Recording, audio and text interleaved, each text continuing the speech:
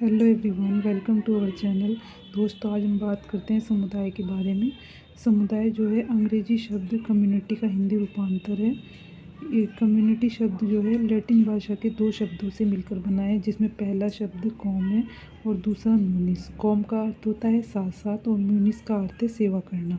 इस प्रकार जो है समुदाय का अर्थ होता है साथ साथ रहकर सेवा करने वाले व्यक्तियों का समूह, उसे हम समुदाय कहते हैं।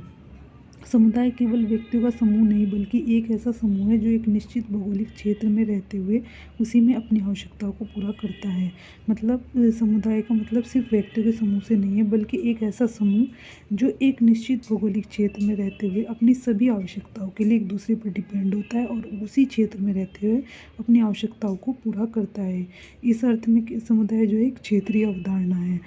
मैकाइवर का कथन है कि समुदाय सामान्य जीवन का वह क्षेत्र है जिसे एक विशेष प्रकार की सामाजिक संबद्धता के द्वारा पहचाना जा सकता है। मतलब सामान्य जीवन होता है यानी लोगों का जो जीवन है, वहाँ रहने वाले जो लोग हैं उनका जीवन लगभग एक जैसा होना और एक जैसी उनकी आवश्यकताएं होना, और जिसकी वजह से वो एक दूसरे से जुड़े होते हैं।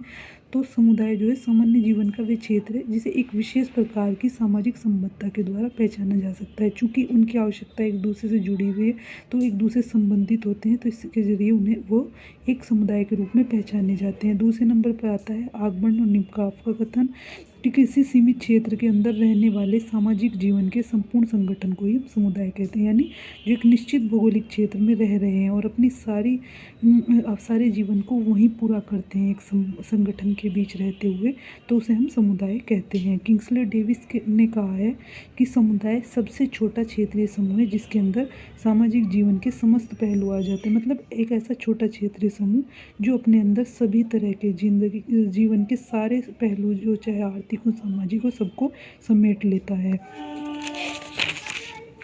अब आता है बोगार्डस का कथन है कि समुदाय एक ऐसा सामाजिक समूह है जिसमें कुछ सीमा तक हम की भावना होती है तथा जो एक निश्चित क्षेत्र में निवास करता है। मतलब हम की भावना से मतलब होता है सामुदायिक भावना, जो कि लोगों को एक दूसरे से जोड़े हुए रखती है, जिसके ज़रिए जो है वो एक दूसरे के सुख दुख को महसूस करते हैं। उनका ज़रूरत के वक्त जो है उनका एक दूसरे के जो है एक दूसरे की मदद करते हैं जब वो देखते हैं कि हाँ, हमारे समुदाय के सदस्य को हमारी मदद की ज़रूरत है। तो समुदाय जो होता है वो लोग एक दूसरे के साथ हम की भावना से जुड़े होते हैं, एक निश्चित क्षेत्र में वो निवास करते हैं, यानी वो बिखरे हुए तौर पर नहीं होते। तो एक समुदाय के लोगों के बीच स्थापित होने वाले संबंधों की प्रकृति, व्यवहार, मनोवृत्ति लगभग एक जैसी होती है। मतलब उनका सोचने का तरीका और उनके संबंध और उनका नेचर और उनका व्यवहार का तरीका, ज़रूरतें उनकी सब लगभग एक जैसी होती है। इसलिए वो एक समुदाय के अंतर्गत रहते हैं और एक समुदाय के सदस्य कहलाते हैं। इसलिए मैकाइवर ने पड़ोस और गाँव को एक समुदाय के रूप में स्वीकार किया है। अब आता है कि समुदाय की विशेषताएं क्या हैं। समुदाय की जो विशेषताएं वो दो तरह की, एक तो होती है मुख्य विशेषताएं जो कि सभी तरह के समुदाय में आपको देखने को मिलेंगी, और एक होती है गौण।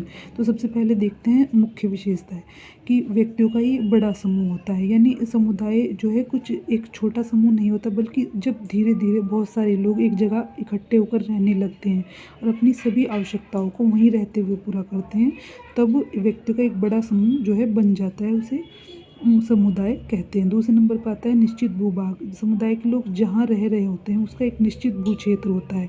मतलब वो बिखरे हुए तौर पर नहीं होते, बल्कि एक जगह इकट्ठे होकर रहते हैं। तीसरे नंबर पर आता है सामुदायिक भावना। उन लोगों के बीच जो है एक तरह की हम की भावना होती है जो कि उन्हें अपने समूह के लोगों से जोड़े हुए रखती है, जिसके ज़रिए जो है वो एक दूसरे के सुख दुख को महसूस करते हैं और ज़रूरत के टाइम उनका जो है ज़रूरत के जो समय वो अपने ग्रुप के जो अपने समुदाय के सदस्य हैं उनकी मदद करते हैं, और ये हम की भावना उन्हें दूर दूर तक भी जोड़े हुए रखती है। चौथे नंबर पर आता है सामान्य जीवन। समुदाय के लोगों का सामान्य जीवन यानी उनका रहन सहन का ढंग और उनकी आवश्यकताएं लगभग एक जैसी होती हैं, जो कि उन्हें एक समान जीवन के रूप में तैयार करती हैं, जिससे एक समुदाय का निर्माण होता है। अब आती हैं गौण विशेषताएं समुदाय की। गौण विशेषताओं में सबसे पहले आता है स्वतः विकास। समुदाय का जो विकास होता है वो किसी योजनाबद्ध तरीके से नहीं होता, बल्कि धीरे धीरे इसका विकास अपने आप होता है। जब कुछ लोग धीरे धीरे एक जगह आकर रहने रखते हैं और वहीं रहते हुए अपनी सभी आवश्यकताओं को पूरा करते हैं। और तो एक समूह का एक धीरे धीरे एक बड़े समूह का निर्माण होने लगता है, तब उसे एक समुदाय कहते हैं। दूसरे नंबर पर आता है सामान्य आदर्श नियम, यानी वो समुदाय, वो जो ग्रुप है जो रह रहे हैं एक साथ, वो जिन आदर्श नियमों का पालन करते हुए अपने जीवन को व्यतीत करते हैं और अपने समुदाय को चलाते हैं, वो उसके सामान्य आदर्श नियम कहलाते हैं। तीसरे नंबर पर आता है विशिष्ट नाम। हर समुदाय का एक विशिष्ट नाम होता है, यानी जिससे वो समुदाय जो है वो समूह पहचाना जाता है। तो इसी तरह हर समुदाय का एक नाम होता है जिसके ज़रिए हम उस समुदाय को पहचानते हैं। चौथे नंबर पर आता है स्थायित्व। समुदाय की एक विशेषता ये होती है कि उसमें स्थायित्व होता है, ना कि लोग बिखरे हुए तौर पर रहते हैं, जैसे कि भीड़, श्रोता समूह और जनजातीय कबीले इस तरह नहीं होते, बल्कि लोग जो हैं अपनी सभी तरह की आवश्यकताएं एक जगह रहते हुए पूरा करते हैं और उनमें स्थायित्वता की भावना पाई जाती है। पाँचवें नंबर पर आता है अंतर समुदाय के अंतर्गत आता है, यानी जो एक समुदाय के अंदर बहुत सारे छोटे छोटे समुदाय होना, जो कि उस बड़े समुदाय के रूप में तैयार करते हैं।